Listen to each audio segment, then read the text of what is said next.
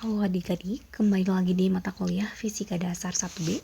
Nah, kita lanjutkan topik kita yang kemarin mengenai usaha dan energi. Nah, sekarang kita akan melihat dinamika gerak benda itu lebih simpel lagi dengan menggunakan kekekalan energi mekanik berdasarkan kacamata usaha dan energi kemarin.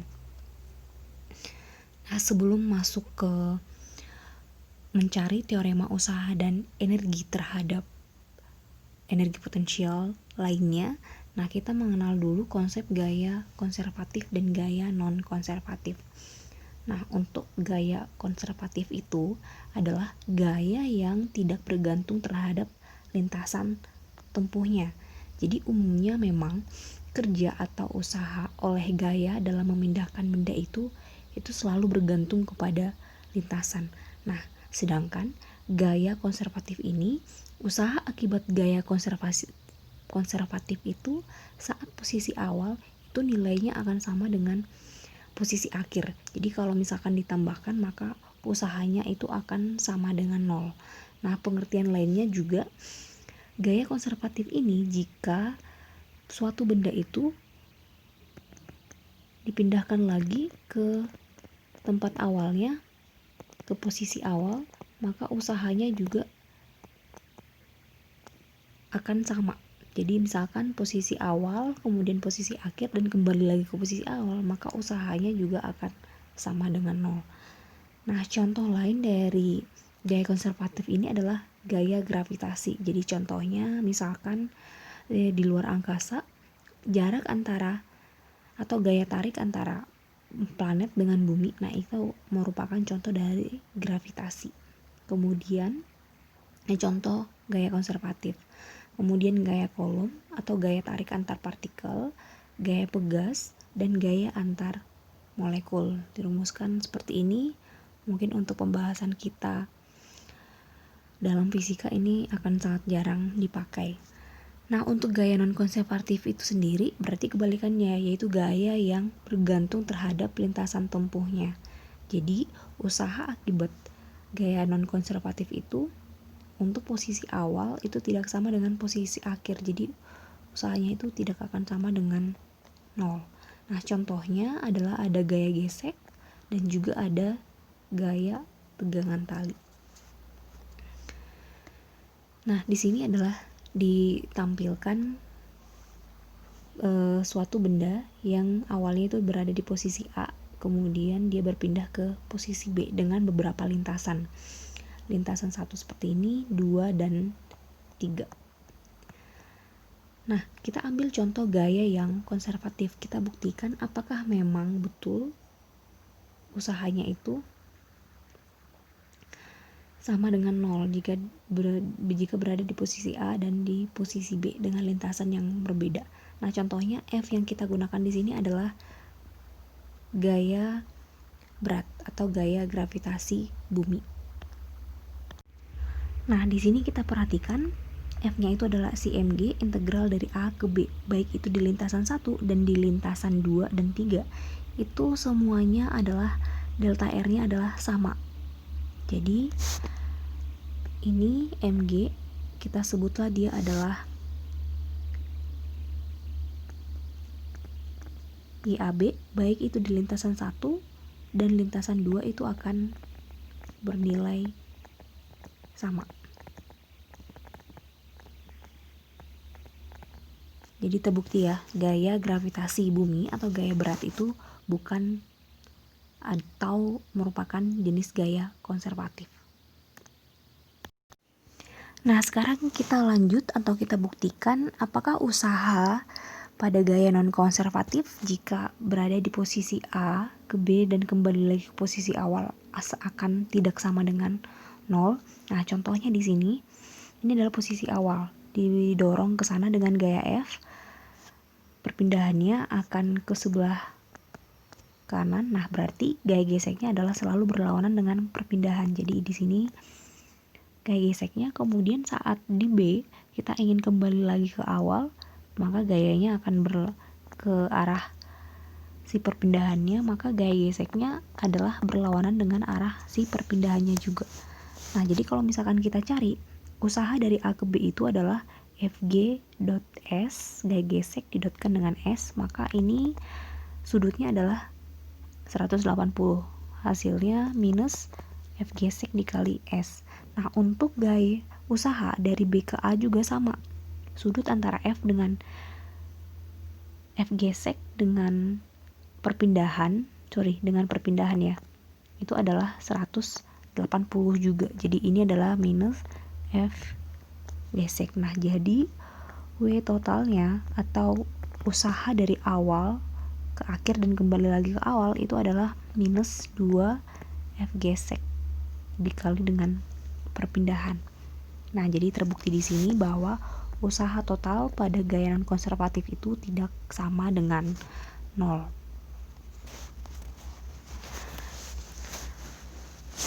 Nah, sekarang kita lanjut ke energi potensial gravitasi.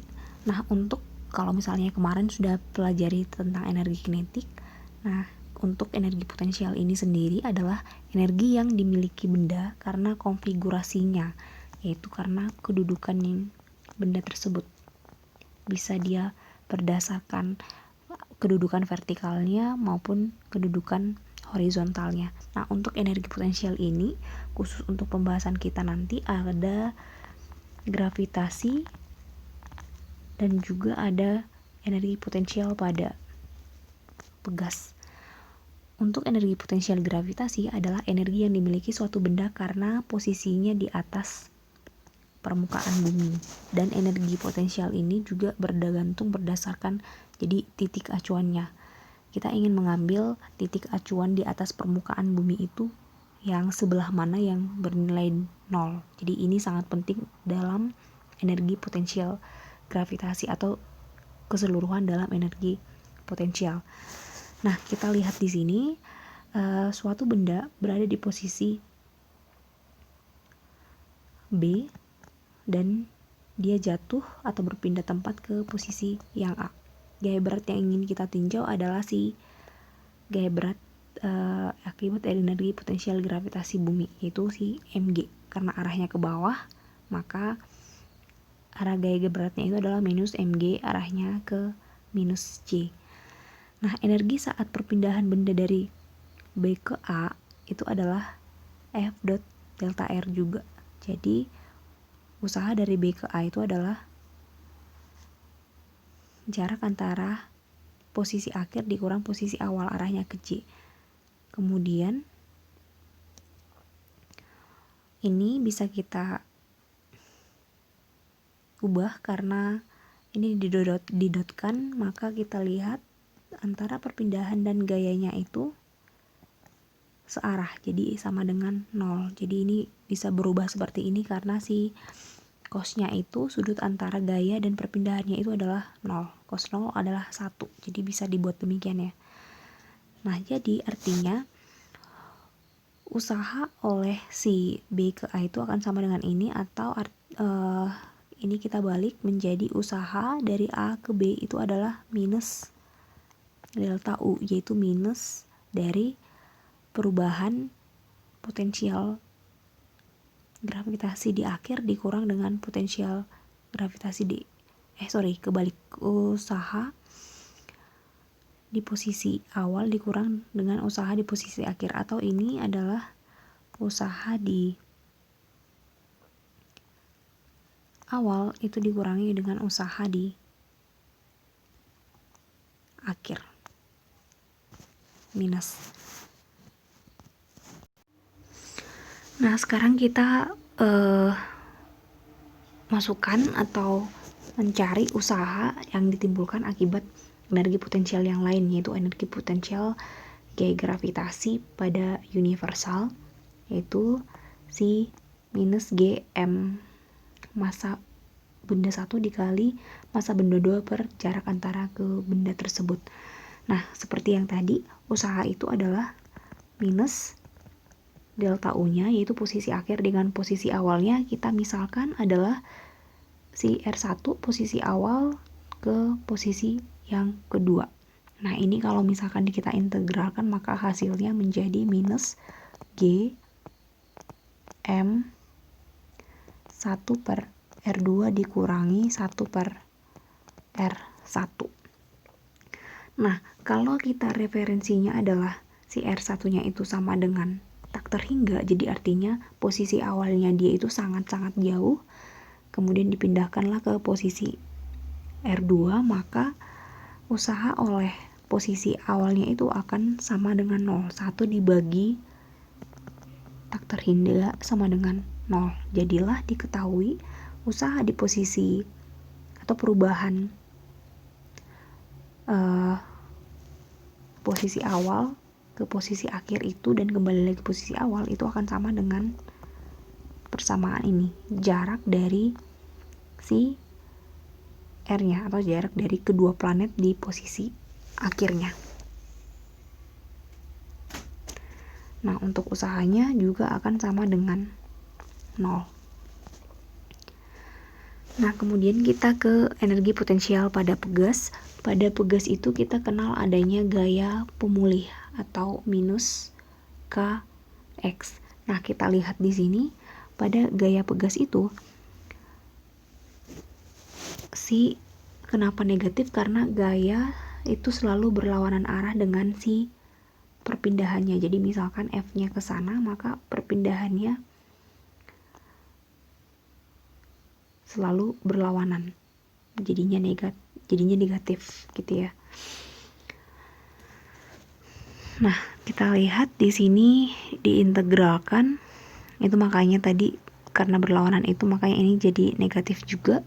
Usaha oleh pegas itu adalah minus setengah Kx kuadrat, batasnya Xf ke X awal. Nah, ini kita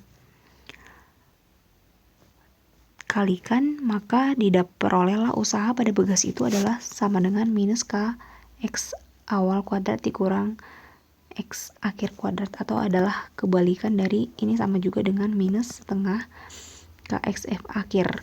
Jadi ini sama juga dengan perubahan energi kinetik atau energi potensial pegas,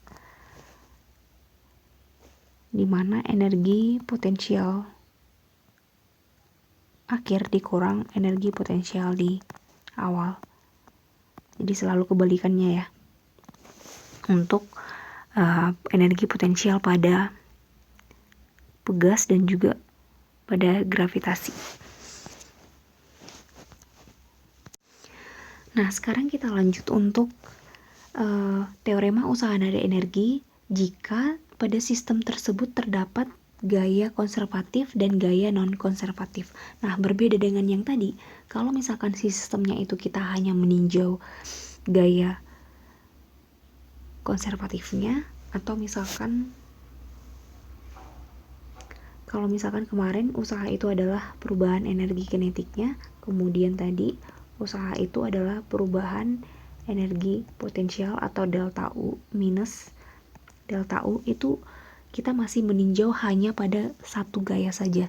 Nah, gimana kalau misalkan terdapat beberapa gaya, ada konservatif dan ada non-konservatif. Nah, hubungannya adalah seperti ini.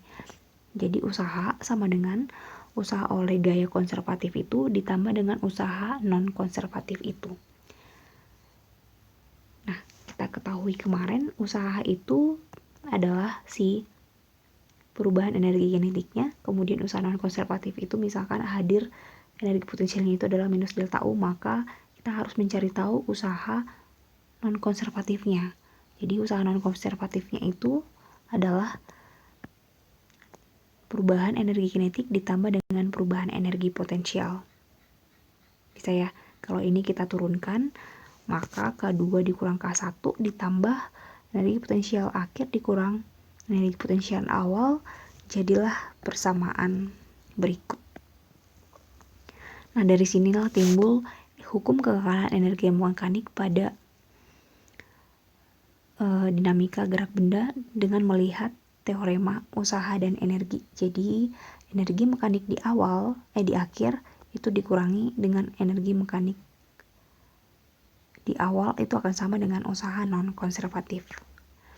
Nah, kalau misalkan pada sistemnya itu ternyata tidak terdapat gaya non-konservatif, maka dia akan sama dengan 0. Jadi hukum energi mekanik di awalnya itu akan sama dengan energi mekanik di akhir, atau inilah yang disebut dengan energi kekekalan energi mekanik jika pada sistem tersebut tidak terdapat gaya non-konservatif. Jadi artinya tidak terdapat gaya gesek ataupun tidak terdapat gaya tegangan tali.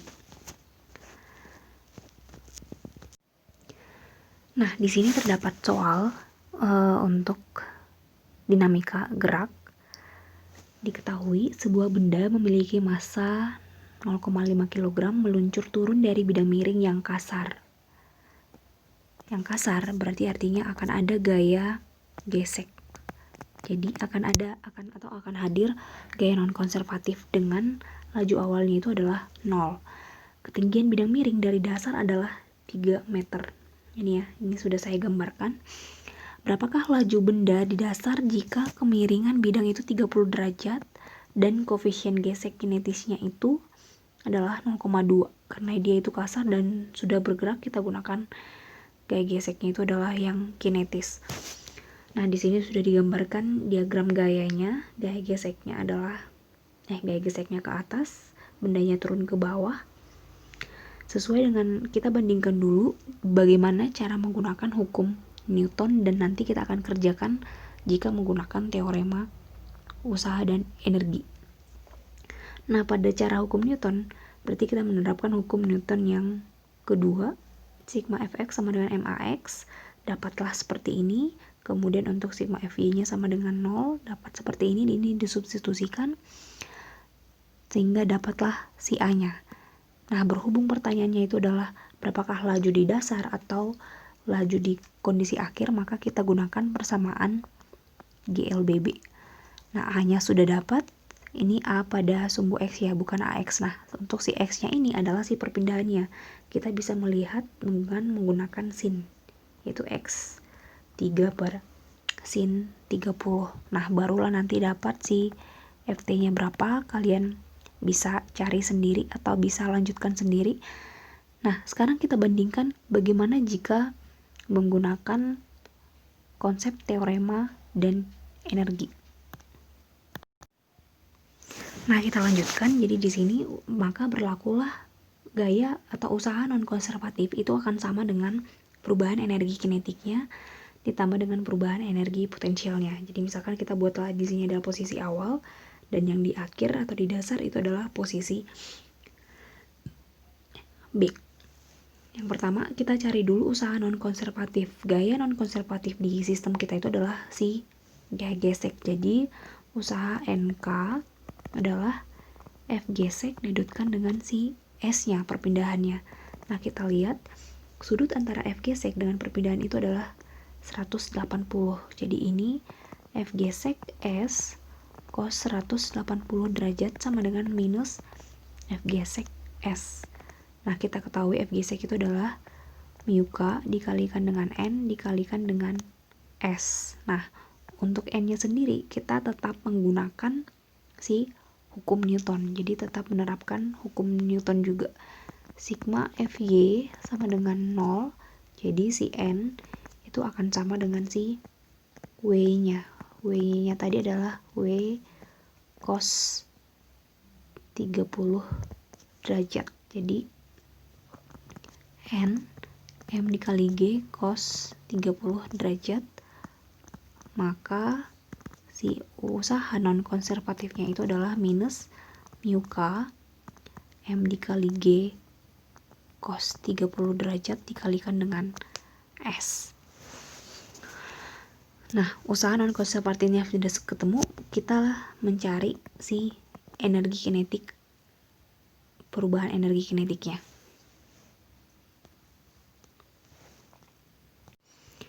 Nah, sekarang kita lanjutkan ke mencari energi kinetik maupun energi si potensialnya. Energi potensial di sini adalah si gaya berat gravitasi atau gaya berat saja.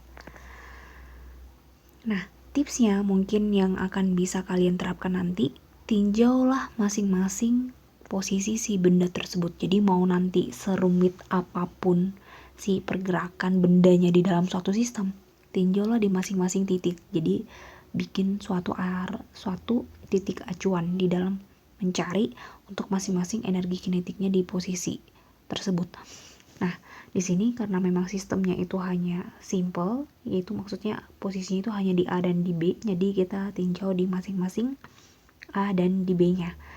Nah, untuk energi kinetik di A-nya itu adalah setengah mv0 kuadrat. Berapakah kecepatan dia di awal? Nah, di sini kan sudah diketahui bahwa laju awalnya itu sama dengan 0, jadi ini hasilnya adalah 0. Kemudian di B-nya itu setengah mv akhir atau V di dasarnya itu berapa? Maka ini adalah perubahan energi kinetiknya, berarti menjadi setengah mvf kuadrat dikurangi 0, jadi sama dengan, jadi adalah setengah mv kuadrat. Kemudian untuk si energi potensial gravitasi, karena ini tadi identik dengan konfigurasi bendanya, jadi artinya dalam suatu sistem ini kita harus meninjau siapa yang titik acuannya itu sama dengan 0. Nah, karena dia di dasar, maka ini kita buatlah yang hanya itu adalah 0. Jadi HB-nya sama dengan 0. Jadi kalau misalkan yang HB yang di atasnya itu justru adalah yang 0, maka pas berpindah ke bawah dia akan bernilai negatif. Nah, jadi di sini berhubung si ininya adalah 0, maka perubahan energi potensialnya itu adalah Mg HB dikurang Mg HA. Mg HB dikurang HA yaitu 0 dikurang si ketinggiannya atau jarak antara B dengan A nya itu, ini akan menjadi Mg si H-nya.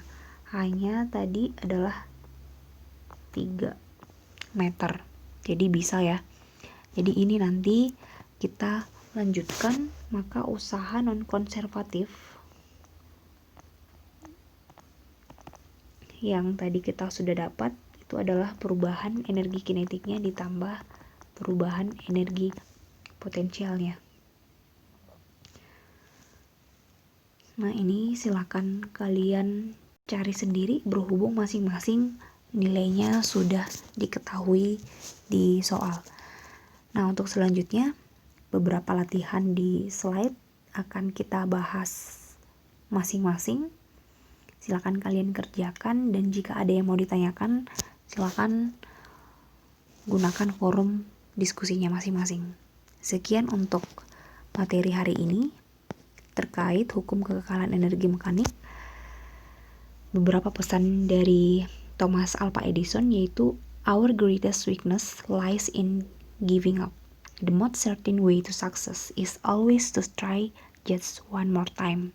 Jadi meskipun usaha atau latihan-latihan kalian akan sangat banyak, jika kalian terus mencoba dan menyerah, silakanlah coba lagi dan coba lagi sampai kalian ketemu atau sampai kalian paham materi yang akan kita pelajari hari ini.